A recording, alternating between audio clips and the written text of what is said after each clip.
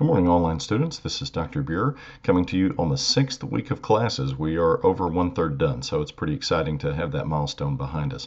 Hope that you're doing well on this President's Day. My kids are at home because they obviously don't have school today. So if you hear any caterwauling in the background, it's them. So don't be alarmed. Everything's okay. But I did want to get in touch with you this week as normal, just to let you know what's going on and to make sure we're all on the same page for this week. On a personal note, I began teaching a series on prayer yesterday in my Sunday school class, the adult Bible class that I teach at church. And I have to confess, I'm really challenged by it. Of course, as like many people, have struggled with maintaining a really rich devotional prayer life. And so it's challenging me to assess that part of my life a lot more carefully than I have in the past. But it's also such a broad topic. Just covering it from a biblical perspective is going to be a real challenge. But at any rate, what I wanted to do is just to encourage you to remain strong in prayer, to realize that we can always go to our Father for our needs, and that Christ intercedes for us in heaven. So I want to encourage you to pray this week for your classes, for yourself, for your classmates, and for your ministries, so that the Lord might bless. Okay, without further ado, let's dive into our material for the week. In NT113, we are going to examine the canon of the New Testament, so we're moving into that topic, and also the bibliography for your research paper is due. So let me make a couple of comments about that, because that's a pretty important benchmark.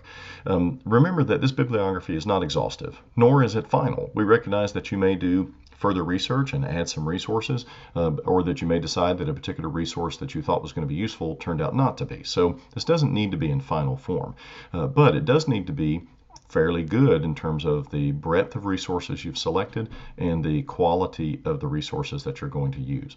Now, what you'll notice with this bibliography that's different from probably any other bibliography you've done is that we are requiring you to put not only secondary sources but primary sources.